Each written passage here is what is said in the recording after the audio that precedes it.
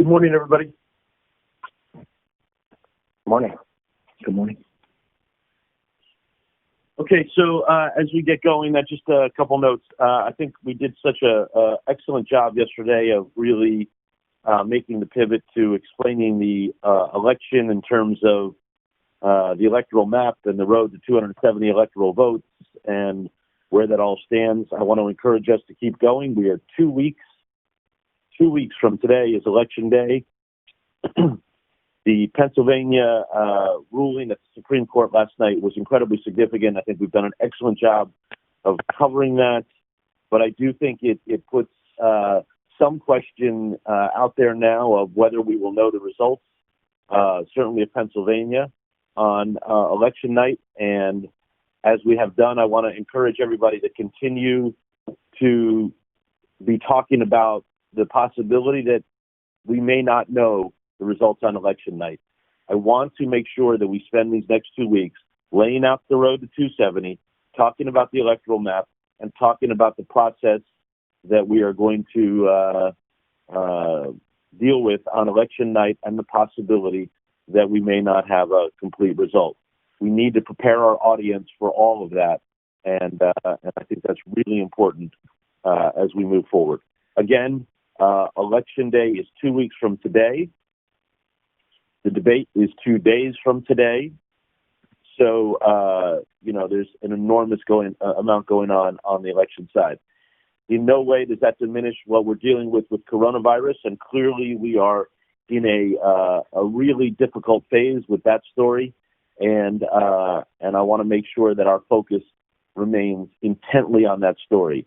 Having said that, now that we are 2 weeks from Election Day, I'm going to start this call for the next 2 weeks with politics as we lead into Election Day. But nobody should misread that to think in any way that coronavirus is not an enormous story. Politics, David? Good morning, Jeff. So let me just first say to your note about preparing the audience, one thing that I want to make sure when we do that for the next 2 weeks is that a slower count doesn't mean something's wrong. That I think is so critical to convey to people, because what we're dealing with is an electorate voting in much greater numbers by mail than have ever voted that way before in American politics. And that means that in places, especially places, critical battleground states in the upper Midwest, like Pennsylvania, Wisconsin, Michigan, who don't have a tradition of big vote by mail or absentee vote, this is brand new for them. And they're going to be overwhelmed by the amount of mail. And so getting a court ruling like last night, which from the Supreme Court, which keeps in place that 3-day extension beyond Election Day for ballots to be received if they're postmarked by Election Day and counted, allows those officials in Pennsylvania, where they are not allowed to begin processing or counting all that mail vote prior to Election Day, the time to be able to count that vote. But just because it's taking time, I just want to stress for everyone, that doesn't mean that something is wrong with the count. I think that's important to lay the groundwork as well for the audience.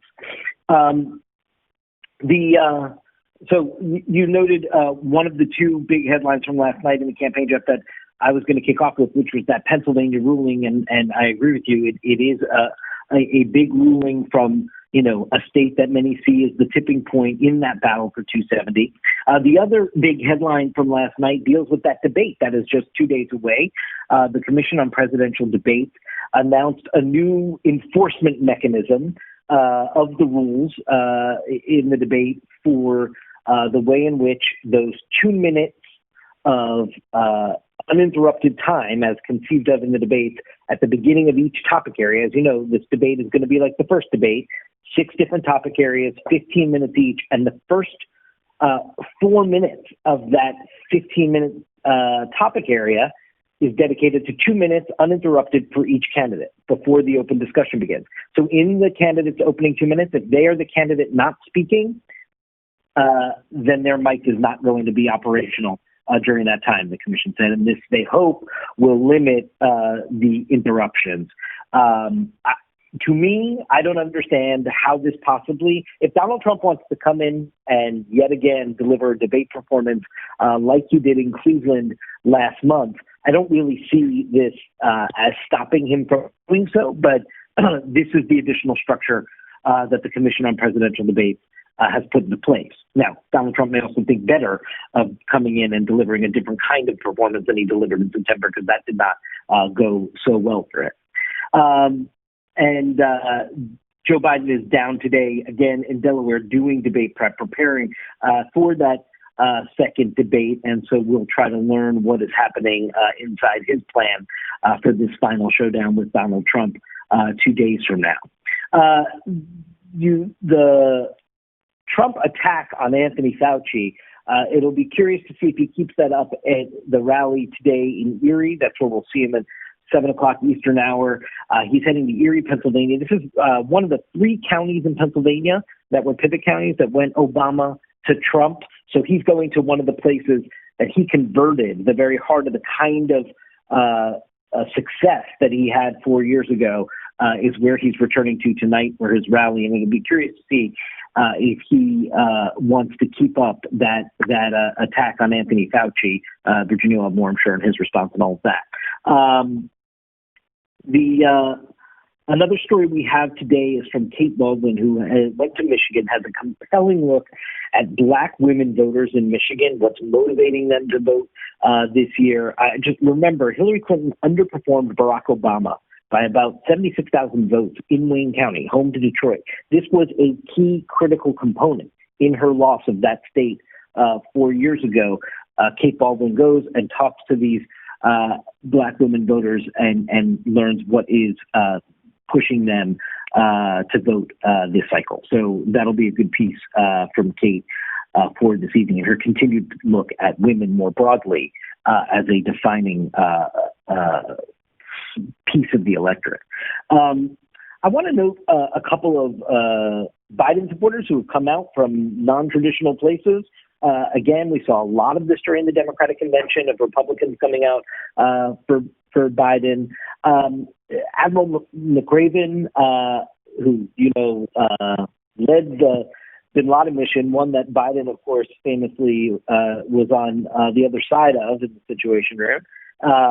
But while he touted his, pro-life stance, his pro-gun stance, he also touted his First Amendment stance, his commitment to inclusivity, his commitment to the Dreamers being on a path to citizenship here. And it's just a fascinating sort of person to come out and express why they're voting for Joe Biden.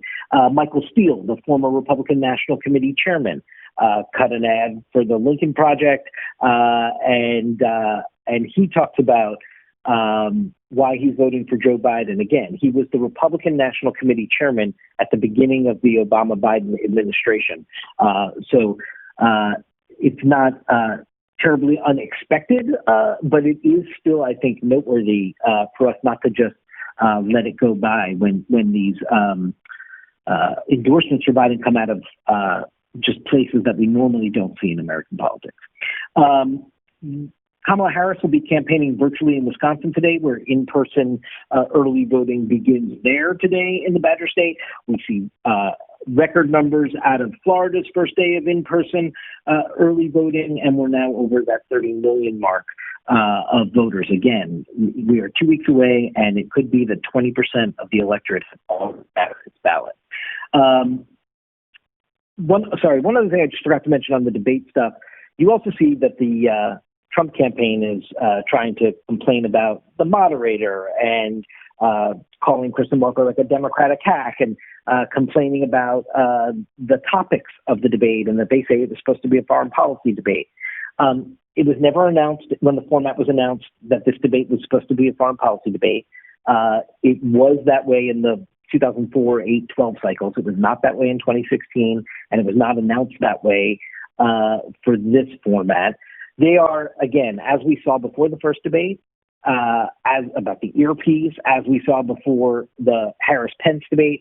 The Trump campaign seems to be coming into each one of these debates with a lot of distraction and trying to make hay and somehow distract the attention of the American voters of what's actually going to take place on that debate stage, which is the choice between these two candidates. And it is, we should just call it out for what it is, obviously.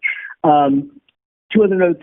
Jenna just put out a poll of polls in each of the critical battleground states where we have enough polling that meets our standards from the last 5 weeks or so. So it's a good average of what the polls look like in each of those states, not just nationally, which of course is key in looking at that road to 270.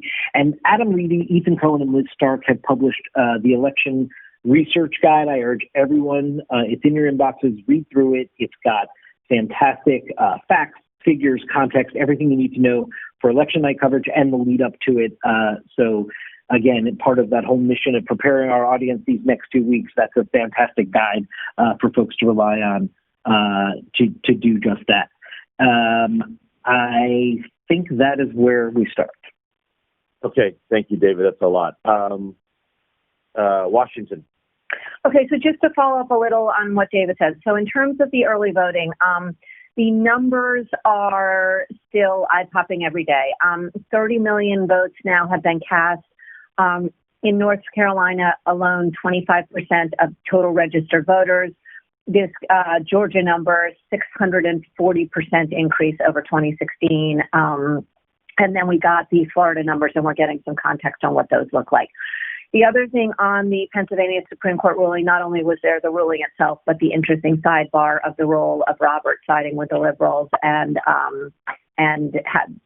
Joan will handle that. To follow up on COVID, Trump did again attack Fauci this morning in this interview, calling him a Democrat and sometimes not a team player.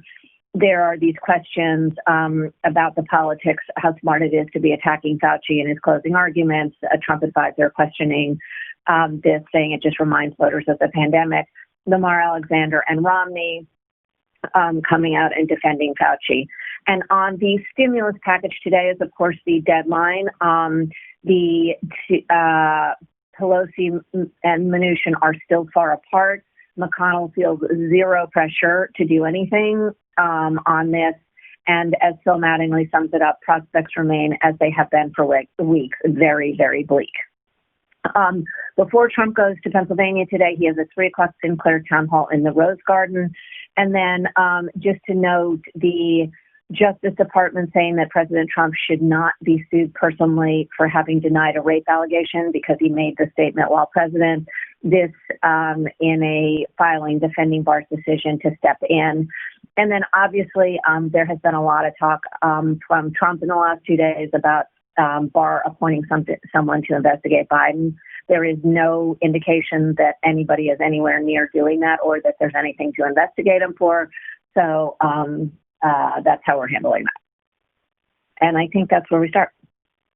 Okay, great. Thank you. So before we move to coronavirus, let's open it up for thoughts on politics, Trump, and Washington.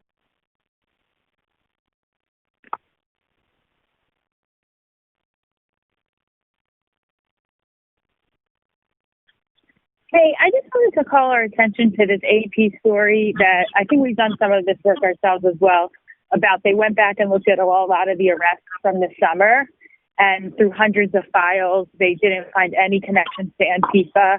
And they went through, and I just thought it was a very interesting look back and a very big punch against one of Trump's major talking points. And also a reminder, like, I'd be curious to go back to Kenosha now and some of these places and see how they're reflecting on what happened in their towns over the summer, and just get like more of a contextual view of everything that's gone down and how they hear Trump talking about them now. It's a really good idea. Other thoughts? Jeff, I'll just say that I thought Clyburn's interview on New Day this morning was really, really compelling.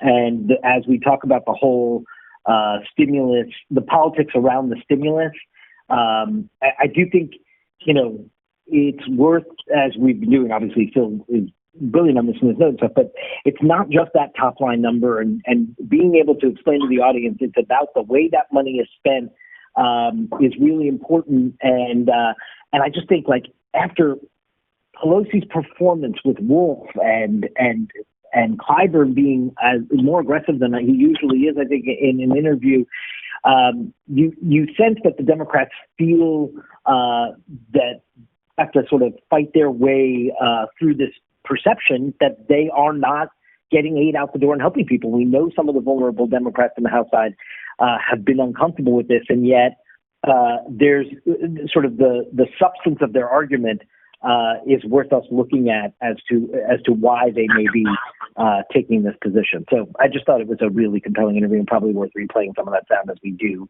the stimulus debate today. Okay. Anybody else? Okay, let's move to Matthew and coronavirus, please. Thanks, Jeff. So clearly 2 weeks to Election Day, scientists are under full assault, but the science does not lie. The new surge is rising.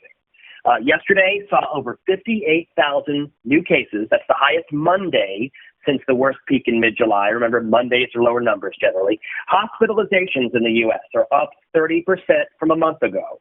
And in the past week, 14 states saw peak hospitalization numbers. Now, the average number of U.S. new cases a day is closing in on 60,000 now. So remember, the worst period in pandemic history so far was when the U.S. averaged about 67,000 a day. That gives you a sense of where we are in the grand curve. We are obviously weeks away from some kind of vaccine news. The NIH chief saying this morning, though, that it's very unlikely we'll see an emergency authorization before late November. He also says the White House task force does continue to meet regularly, but it's not met with Trump for some time. And of course, we haven't seen a briefing in forever. And with all of the holiday gathering warnings seemingly coming by the day now, the NIH head says he will not be having a family Thanksgiving gathering for the first time in 27 years.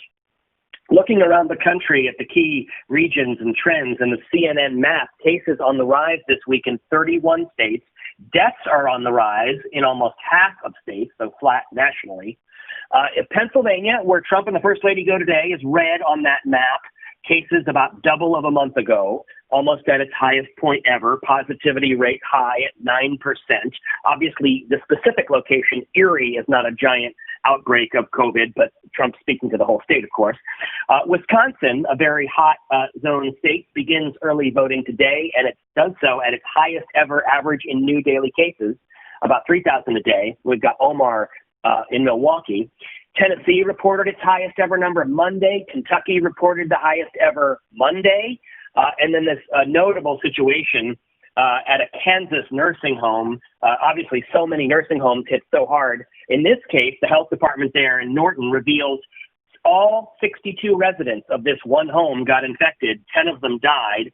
The survivor is quarantining in their room. In Illinois, Chicago's mayor is warning she'll have to roll back the reopening of phase if the high numbers continue. And we've got Adrian in Chicago. We've got Martin Savage in Salt Lake City, where Utah hospitals are still overwhelmed, an all-time high in Utah of cases and hospitalizations and positivity rates in the past week.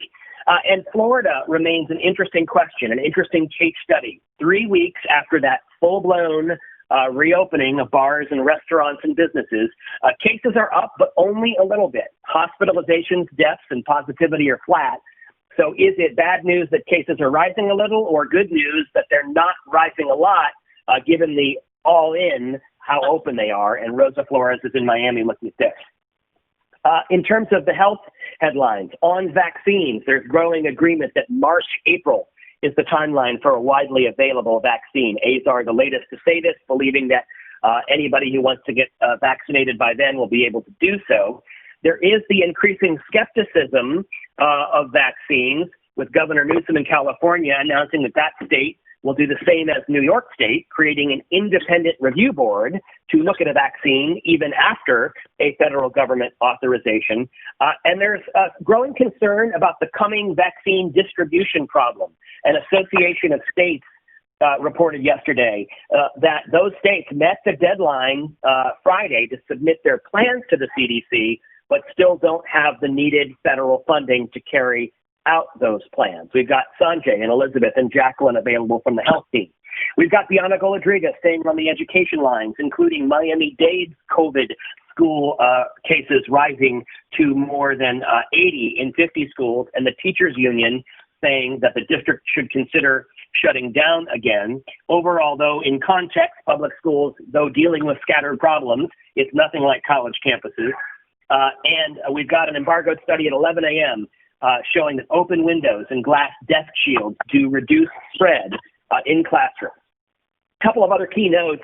The CDC looked at the data from those outbreaks at food processing plants and found that Hispanic workers by far bore the brunt of infections compared to other groups. We've talked a lot about churches. West Virginia's governor sounding the alarm about 18 outbreaks in that state tied to church services. And we've got the RAP piece today, which is Erica Hill, 3, 5, 7, 9, and 11. And that's COVID. Okay. Thank you, Matthew. Does anybody have any thoughts on COVID? Yeah, Jeff. Hey, good morning. It's Ben. So Matthew mentioned a couple of comments that we alerted off of Francis Collins on NPR this morning, and I just wanted to add one more. Everyone will see that we alerted some comments by Collins saying we never got out of the first wave. Fauci has obviously said this too, and the truth is really you can parse this out, a million different ways, talking about waves and peaks and surges and whatever words you want to ascribe. But looking at this, I think, through the lens of our audience and moving beyond the data and more looking at this from a point of how it really feels, this is a definite second wave. Things got really bad in the spring. We had 15 days to slow the spread. That turned into an additional 30 days to slow the spread. Those guidelines were eased. I think that's what most people think of when they think of a first wave.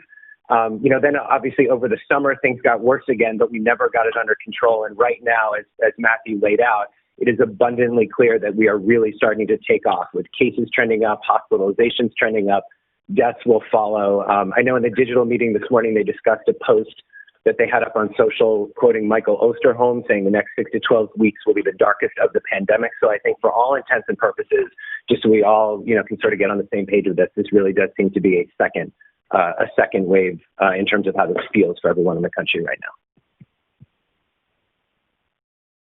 Okay. Anyone else? Hey, Jeff. I want to jump in on the mental aspect of all this. It was a headline yesterday that Trump said to his campaign staff and also elsewhere that people are tired of coronavirus. And while in his context, he wants it to not be a topic of conversation at all because he knows that it's not good for his reelection, and he's trying to just dismiss it, right, and push it to the side. But on the other hand, it's one of the most perceptive things he said about the virus, I think, since the whole thing began, because the fact is that people are tired of the coronavirus. It's frustrating, and then there's all this bad news about a surge, and I think that we need to focus and try to get some stories on the mental aspect of all this. We've done multiple stories on it, but I think right now is this crucial time where the mental state of people is really fragile. They are tired of it. They don't want to deal with it. They're being told winter is coming and the flu season, and it's going to get worse, and you got to stay inside now, and it's going to be worse. Maybe the CDC says maybe you can't have Thanksgiving. Fauci said that. People were kind of probably counting on, well, maybe by Thanksgiving I can at least see my mom and dad or the grandparents or whatever. Now you're being told you probably can't do Thanksgiving as you normally would. Your company sends out a note that says you're not coming back to the office until next summer. All of these things combined, I think the mental state of people is very fragile. So when Trump said people were tired of coronavirus, I think he's 100% right. And I think it goes beyond that. And I think that we probably need to spend a little more time on the mental aspect of all this and how people have been impacted. And the fact is that, if you turn on CNN and you see that graphic and you hear somebody say it's growing in all these states and it's about to be winter and all that, that's only going to make you feel worse about your situation. And I think there's a great concern, or there should be a great concern about the mental state of people across the country in the face of all this. So, Ben, I think we need to make sure we're focused on that. Okay? Absolutely. Thank you. Other thoughts on coronavirus?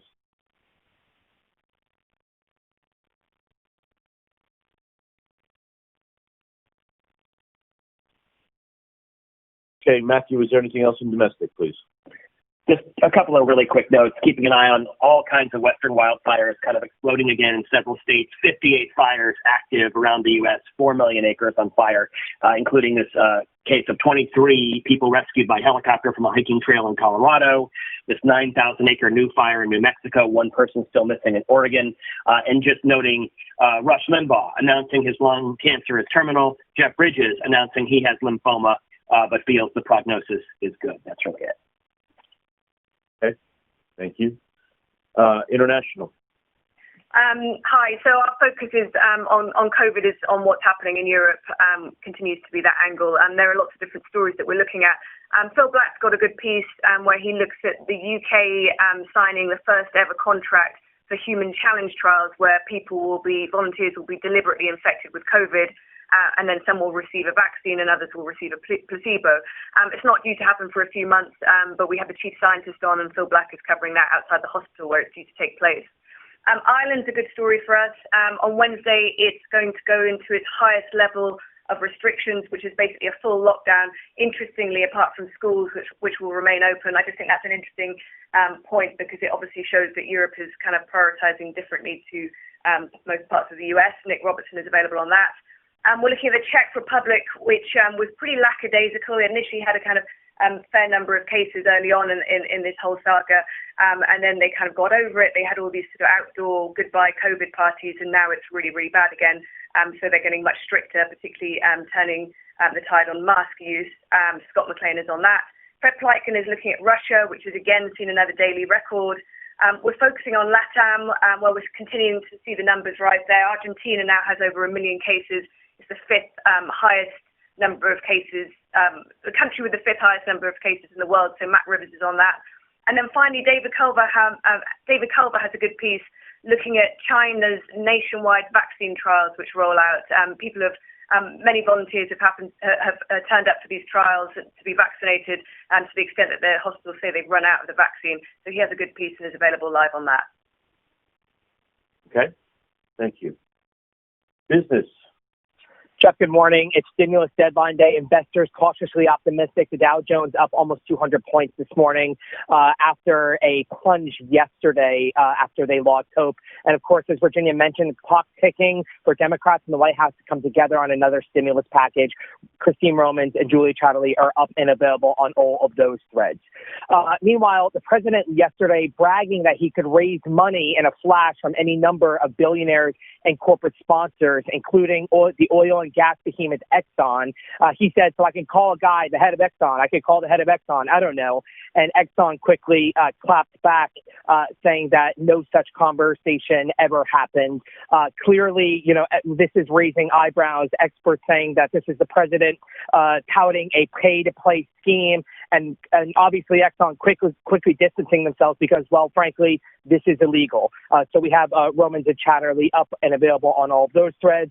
And Brian Stelter and the media team tracking all of the threads regarding the upcoming debate, especially the president now going after NBC's Kristen Welker, the moderator, saying that she is a dyed-in-the-wool Democrat and demanding to know why she deleted her Twitter account. She didn't. And Brian has a great write-up on that in the Reliable newsletter. And breaking moments ago, the Trump administration will sue Google today and was expected to be the largest antitrust case against a tech company in 2 decades. Allegations include stifled competition in the marketplace and, of course, that online search. This poses a huge risk for Google's ad business, which brought in almost $135 billion. Brian Fung has been up this morning and will continue to be up and available on those threads today. And that's where it begins. Okay, so 2 things. I think this Google story is significant and deserves our attention, and we should not ignore it. It's going to be a really big deal. And I think we should be a little careful of playing too much into Donald Trump's, playing the reps before the game on attacking Kristen Welker. He's just trying to play the reps before it happens. Let's just be careful. Okay. Before we move to digital, does anybody have anything they want to address or bring up?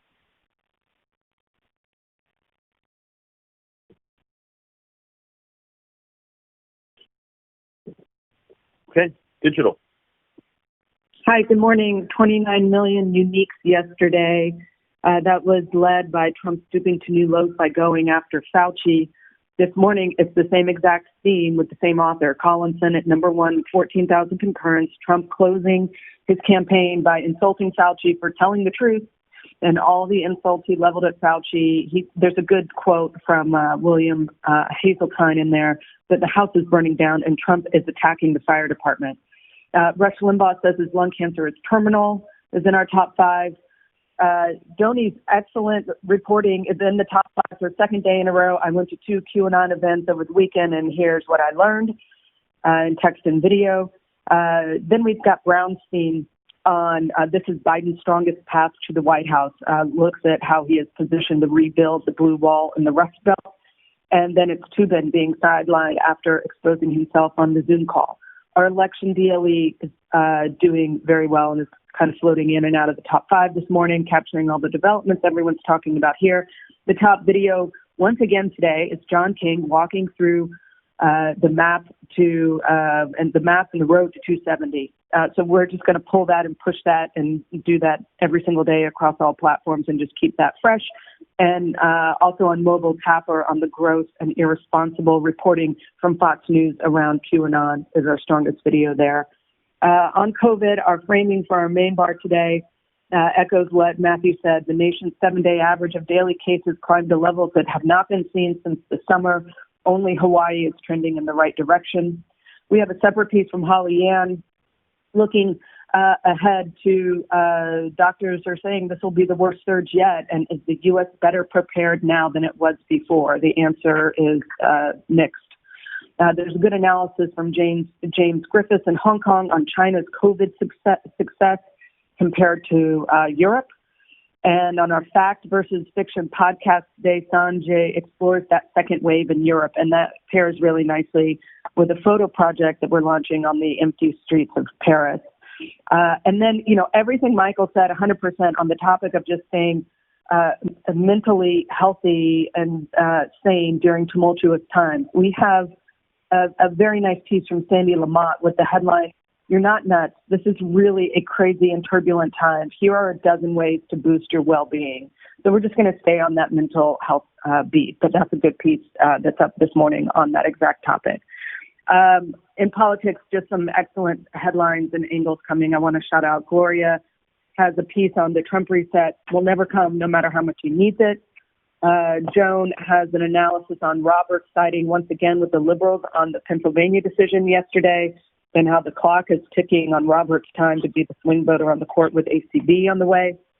Kate Baldwin's piece that Chalian mentioned on the Black women voters in Michigan, we're super excited about. We'll give that a big push. Her piece on the Pennsylvania women that Trump lost was a huge hit in terms of both overall audience and engagement. So we're planning for the same with this new piece. There's also a really smart analysis explainer from Zach Wolf, what we know and don't know about early voting at this point. We know a ton of people are voting early. We believe it's likely more Democrats based on what we've seen. We don't know if there's a larger voting surge going on right now, or if these are all people who would have voted on Election Day anyway in a non-COVID environment. So it's just some nice measured, just looking at what we know about early voting right now. And then lastly, we've got a really cool piece coming today. All the times Trump has said COVID will disappear. This is from Daniel Dale and our visuals team, and they did this cool presentation that overlays every time Trump made one of those mentions about COVID disappearing, the increasing numbers of cases and deaths. So that'll be a cool visual. And then, yes, agree, we're up. The Justice Department planning to sue Google for anti-competitive abuses is a big deal. We're up with that, and we're going to do some analysis pieces getting into why that is such a big deal. And then lastly, also in business, we're partnering with Underscored on the iPhone 12 review. We're one of 2, maybe 3 organizations who have the device early, so it's great to have that hands-on review and text and video. So we'll try to have some fun with that. That's it. Okay, thank you.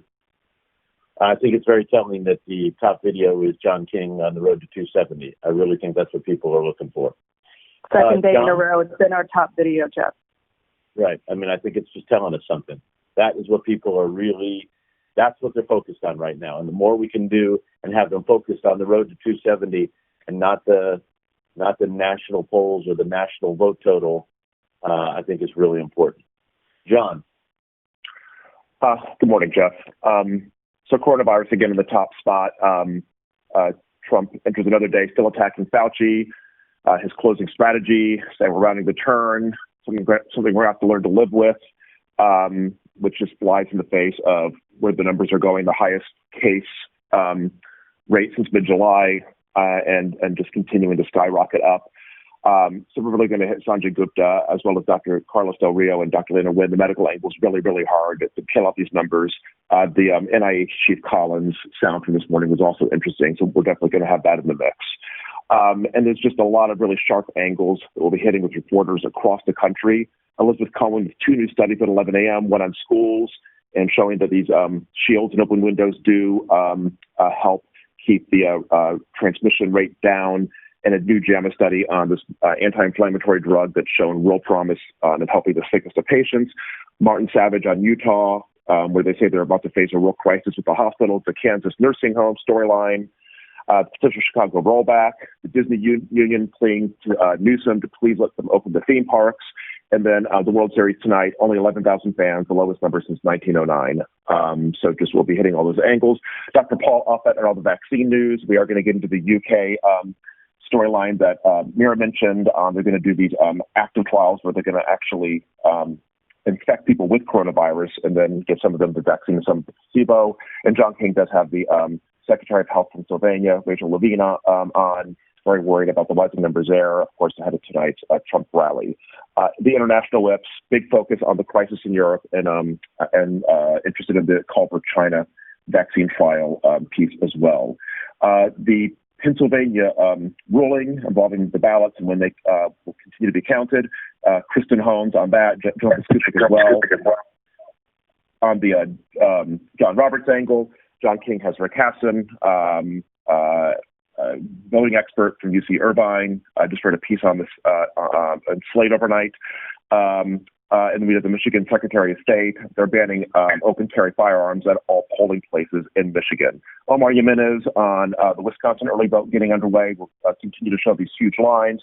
Umber Walker on Georgia keeps setting records. John King is doing more magic walls today to continue to look at the path for either candidate and where that stands 2 weeks out. Abby Phillips and Matt Weiser on all the different voting threads, the debate rules, and what the huge early vote and the Pennsylvania ruling tells us about the vote count and what that means during election week. The stimulus deadline will be hitting with reporters Lauren Fox and Manu Raju every show to see where the talks stand as we approach that deadline. Julia Chatterley is going to join the conversation later today when she gets off her show. Brian Funk coming up shortly with Jim and Poppy on the Google story that was just mentioned, and we are going to give the Donny O'Sullivan QAnon piece another run. Great. Thank you. Washington. Morning. We've got Ryan Nobles on Trump in the White House or let him Biden. We're working out details with Admiral McRaven. We'll stay on the road to 270. We're also joined by Peter Greenberger, who led the political advertising team at Google and then Twitter. He had an opinion piece in the Post yesterday arguing that platforms should mute the president until a victor is identified. COVID, all the angles discussed, of course. Erica with the coronavirus wrap in the 3. We've got Elizabeth Cohen, Dr. Peter Hotez, and Sanjay in the 4. And on stimulus, we'll go to the Hill as well as Julia Chatterley. Additionally, we've got Senator Dick Durbin today, and Abby has her voting wrap piece. And in the Situation Room, will obviously be heavy politics 2 weeks out from Election Day, 2 days ahead of the debate. And we'll continue tracking this road to 270. Also looking at these huge numbers of early votes are passed, more than 30 million so far. And we'll be focusing on what the election will look like and preparing the audience for the possibility that we may not know the election results on election night. We do have the Attorney General of Pennsylvania back. So we'll get into that SCOTUS decision, Trump's reaction to it ahead of Trump's visit to Pennsylvania tonight, and what this decision could mean for Election Day. We also have the chair of the debate commission. So we'll get into those new measures put in place for Thursday. And then we've got the voting wrap piece as well. We'll stay on Trump's continued attacks on Fauci this morning, calling him a Democrat, not a team player. And we'll see what comes out of this 3 o'clock Sinclair town hall. We'll keep a close eye on the stimulus deadline, see what happens there. And then obviously we'll be heavy on COVID and this new second wave, more than 58,000 new cases just yesterday. The NIH director saying Thanksgiving is essentially canceled in his family for the first time in 30 years. So we'll get into all of those threads. We have Sanjay and our doctors. We have our Erica Hill wrap piece, and we'll get our international whips in as well. That's where we're starting. Okay, great. Thank you, Emily. Does anybody else have anything they want to bring up? Yeah, I do. I'm listening to the president this morning on Fox. He said something that I just think we ought to emphasize, because if it had come out for any other president, we would be gone bonkers. He encouraged the attorney general to take action before Election Day regarding his political opponent. I'll just leave it at that. I just think that should not go unnoticed, and somehow we ought to focus on it and discuss it as the outrage that it is.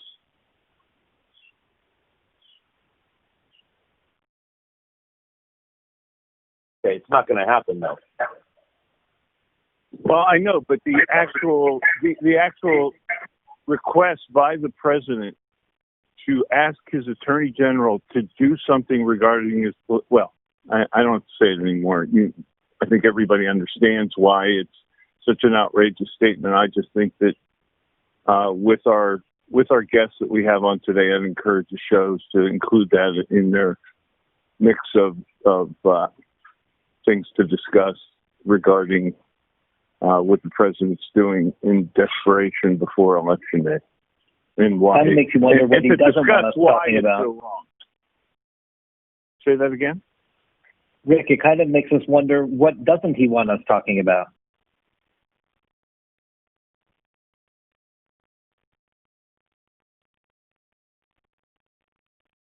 Well, it's not going to stop us from talking about coronavirus. It's just we got a whole, we have a whole whiteboard of we got 24 hours, so I don't think it's going to stop us.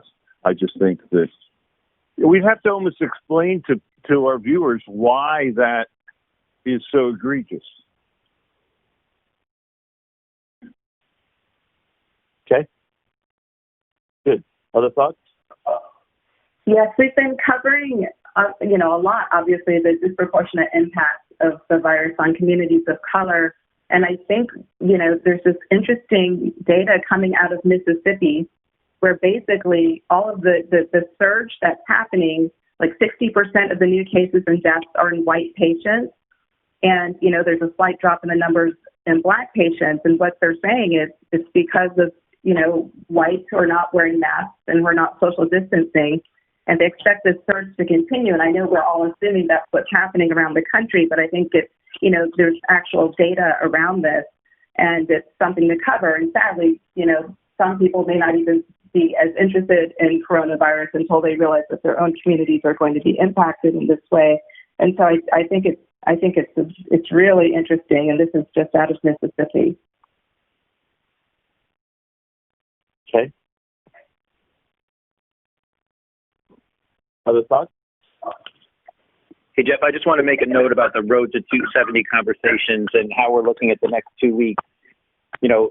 Harry, who does such excellent analysis for us on all the polls and where we are, in his piece today, the second to the last sentence or second to last paragraph is, remember, Trump won in 2016 despite being down by 4 to 5 points in the final polls of Michigan, Pennsylvania, and Wisconsin. And right now those polls are 6 to 7 points, as Harry notes. But still, it's just a really good reminder that, the national poll wasn't very far off last time. It was off within a point and a half, I believe. Hillary won the national vote. But in those states, it was off by quite a bit. And there's margin of error in the polling, et cetera, that can go in both directions. So we just need to keep all that in mind as we talk about this road to 270.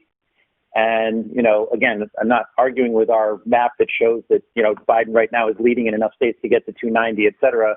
But we just need to remember what happened last time and the context around it. And I read a story somewhere today, and I wish I could remember where, but it said that there were some Democratic analysts who were looking at the early voting track and seeing a surge among rural white voters and some of Trump's core groups.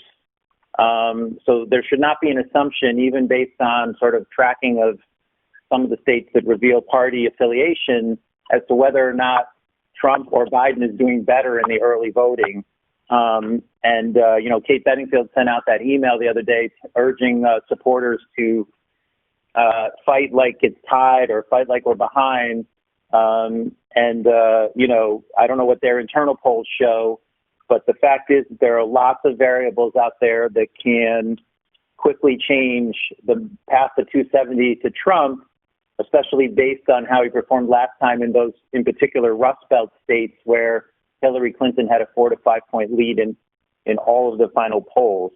So we just need to make sure that we're having that conversation and aware of the fact that even though it's only 2 weeks, and aside from the debate on Thursday night, there's not that many tentpole events that, dramatically potentially could impact where we are.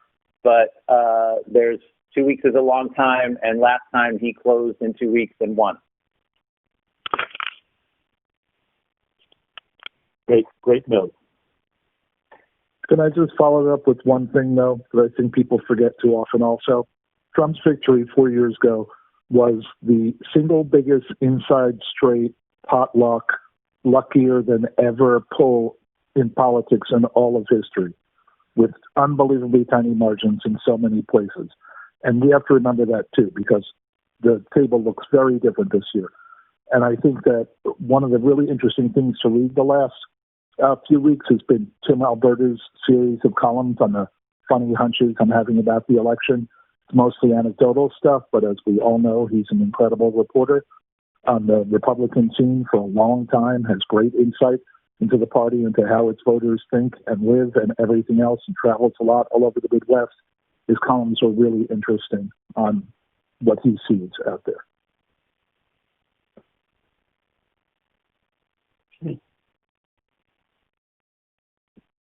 Any other thoughts?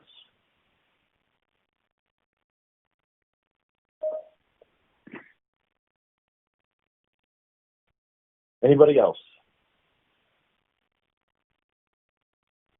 Okay, let's remember, Election Day 2 weeks from today, debate 2 days from today. Let's be newsy and urgent and smart and play error-free ball. Have a good day, everybody. Bye-bye.